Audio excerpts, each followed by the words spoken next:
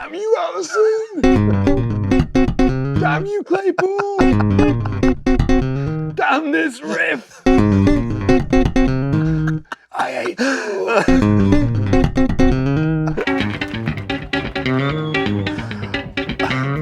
Is that a 6?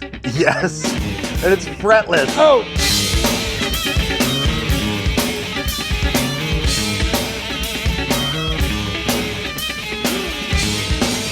Dude, the 90s. The 90s! The flannel shirt. Oh, yes. The PRS. Was a race driver. Dude, let's talk about this bass line. Yeah. Is it the greatest bass line or the weirdest bass line ever? It's definitely the weirdest. I don't think there's any argument about that. It's wild. Yeah, and before we get into this and we start trying to play it and show it, like literally me trying to play it, and Ian showing you how to do it, just a caveat that don't slay me in the comments. You're like, Scott sounds terrible today. Yeah. Yeah, because I should never be tapping ever on bass in public. It shouldn't be happening. But Ian, this morning, he was like, let's do this bass line, man. I was like, shed a little tears up. Okay. So if you think I sound like a bag of garbage today, yeah. No shit, dudes. No shit. I know it. I'm ready though. Hey, I'm a huge Les Claypool fan. I mean, I came up loving this record, and I remember seeing him play this and thinking like, oh, it's a 6, it's a fretless, I'll never be able to do it, you know, because I had a 4 or whatever, Yeah. and I got a 6 at one point, but the ship had sort of sailed, and I always just thought, oh, you can't really do this on a 4. You need a 6, you need a Carl Thompson, but it turns out can you do it on a 4, you yeah. can. So we're gonna show it to you legit on a 6 while this one is fretted, but I'm gonna show it to you also on a 4-string, so we're gonna get into it. How do you tap on bass? How do you tap on the Yeah. bass? Well, get your bass. It helps if the action is relatively low, but it doesn't need to be crazy low. You're gonna try to use the weight of gravity with your arm to bring down your 2 fingers on this tritone. That just means a flat 5. If you have a 4-string, do it with me. Your middle finger is gonna be up on a C, and your first finger is gonna be a half step below that on the D string on an F sharp. And if you want instant Les Claypool vibes, all you do is just do this. Oh. Yep, instant Les Claypool, just move around a tritone. But the thing that you want to do for this is just get this strike happening. So I'm putting my thumb on the E string to mute that because I'm not playing it, okay? And then I'm bringing down with some force this sound and this shape, these 2 fingers, okay? So all you need is this shape and then a whole step higher. So a D with your second finger and a G sharp with your first finger. So these are the only 2 places. That's all you need. And that's what your right hand is doing during this riff. So if you play that again, Ian. Yeah, that's what's going on. But it's tricky to try to get that and then also do the left hand separately, as you were saying. Like it's almost easier to put them together phrase by phrase. Hey, shall I show them on the 6 string? Yeah. For that 1% of you out there that have a 6 string, it's slightly different on a 6 string because Ian's playing the C with his middle finger and then the tritone below for the... But all we need to do on a 6 is instead of playing the C with the middle finger, C with the index finger, and then the tritone above. Easy. And that's the original phrase. Yeah. That's the original notes. I'm getting it. I'm working it, baby. Anyway, go for it. Left hand, right? So once we have this, and we feel comfortable about making those shapes. Also, too, I think bridge pickup is sort of the vibe on this. Yeah. Right? Yeah.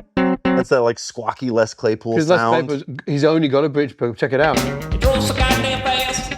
Never did win the checker. One But pickup. it never did come in last. Yeah. So I was just looking for an excuse to press play and watch them do it. So good. So here's what's going on with the left hand. We've got, okay? That's the first phrase. And what you're doing is you're tapping with your second finger on a G sharp, pulling off to a G. And then this one is the hardest one for me. Pinky with a B flat, falling back down to this G sharp G. So we have, right? That's the first phrase. And And it's the same on a 6-string as well. It's only the right hand that changes. You know, it just goes up from there to there, right? That's the only thing that changes on the 6-string. Yeah, and how we learned that actually, or how I learned it, because he already knew it, is instead of trying to go and do all of this, what I really focused on first is just that first phrase, the 3 notes. Yes, that's great.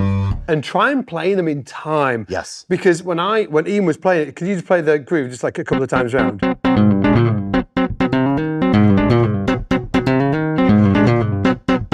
I was like, where's 1? just like, don't tell me any fingers, just where's 1, right? And it's ba-ba-do, ba-ba-do. Yeah. And that's why I focused on learning that 2. And the right hand is 1. The right hand is 1. Yeah. That's a stinker, because we don't obviously usually do that. That's great. And then the next bit is that moving up to that second double stop there. Ba-ba-ba-ba. Yeah. Next bit is that. Yeah. Yep. So yeah, then the from the pinky down, right? Yeah. So that's the next phrase. And that's hard for me. And again, I'm not picking that. Yeah. It's like a hammer on with a little finger, pull off, pull off. Yes. So the only fingers you're using on your left hand throughout this entire piece are 1, 2, and 4. That's right. Yep. And then when we get to that next bit, it's 1, 2, 4. So 1, 2, 1, 4, 2, 1. 1, 2, 4. And by the way, yes, we've done the tab and notation for you. So if your brain's kind of melting out of your ears right now, make sure that you get the tab and notation so you can print it out. It's totally free. Just click the link in the description and you'll be able to get it free over there as well. Get the tab and notation. Don't drive yourself nuts. Yeah, and it'll be also for a 4-string bass as well. So we'll have tab and notation for a 6, the fingerings that you'll use for a 6-string, and also for a 4-string. So never fear. So we've got the first phrase, which was the second phrase. Yeah. And again, I'm trying to loop it. And I like that you're putting it close to tempo, because it is hard to feel it really slow, actually. Yeah, it just kind of sort of like, it's just ambiguous, weird noises if you don't play up to tempo. Do you know what I mean? Tell us how you really feel. Yeah. So, man. Do you know the guy at the police academy that told her, hey, You don't have like a hairdryer or perhaps some mousse. Oh, but yeah. That guy. Does it remind you of that? Yeah. Sorry, Les. I love you. Okay, right, so get that next phrase down. Got that. Oh, that was it, yeah. So it's the ba, ba, ba, ba. Ah, yeah, that's great. Right. Notice as well how Ian's doing this. So this. Yeah. As I was just before we hit recording this camera, and I was sort of like sweating over this. He was like, "Oh, by the way, there's something else you should be doing amongst this nightmare that you're trying to play. It's this." I was like, "Cheers, Alison. Yeah, wicked. I'm glad you're having a great day." Look, you don't need. Hey, but that sounded good. Hey, but here's the weird thing. It kind of makes it a little easier to play, actually. So. Yeah. It's a key part of the It's riff. just, think about this. If you're struggling to get that sound, try this. Hit your bass, hit your bass. Right hand, left hand. Exactly. Right? It's just drums. And it's all of the upbeats at that point. So, yeah. So it's nice to have the other hand anchoring down the downbeats. Yeah. Ah. Damn you, Alison! Damn you, Claypool! Damn this riff! I hate you! Hey, that felt nice though. Yeah, I got one! Yeah, so that's it. And you're gonna then, instead of going hammer on with the pinky and pull off down to the G, you're gonna start from the C, hammer on, C, C sharp, D sharp. And And as with all of this, just to get these sounds down, you can break them apart and just do them over and over. Like this one for me is still difficult. It's hard for me to get these notes after this tap, to sound strong. But this one is far easier. I think having momentum traveling up with a hammer on sounds better for me, like it's easier for me. So here's the whole riff a little bit slower. I'm gonna tap. Here's 1, 2, 3, 4. 1, 2, 3, 4. 1, 2, 3, 4. 1, 2, 3, 4. It sounds great. It sounds really great. And there's this other bit that you wanted to show them as well in the track, isn't there? He was like looking forward to this bit. He was like, oh, there's this other bit. Do you want to put the one from the original on? Should we put that bit from the original on? Yeah, let's do it. Yeah. It's just a nightmare, and it sounds so heavy and cool. Here we go.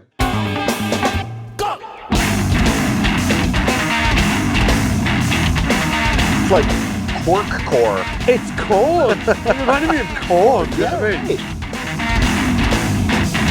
mean? But with better bass.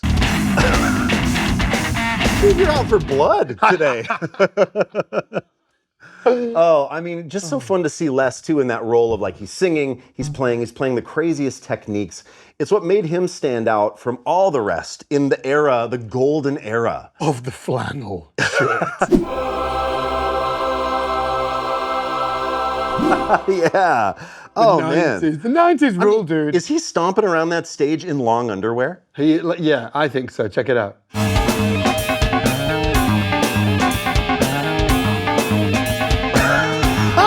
I bet he was wearing a flannel shirt just before that video was shot. They just like whipped it off. Popped it off right before. Yeah. There's something too about Primus that's always been like super badass, funky, heavy, but also really playful, tongue-in-cheek, not taking themselves too seriously. And that combo, for me anyway, is magical. The best. It's so fun. Yeah, thanks for diving into this one, dude. What album's it from? This is Sailing the Seas of Cheese. Sailing the Seas of Cheese. There you go. There you go. Are there any other nightmare bass lines that you want this man to learn? Or that you want me to learn?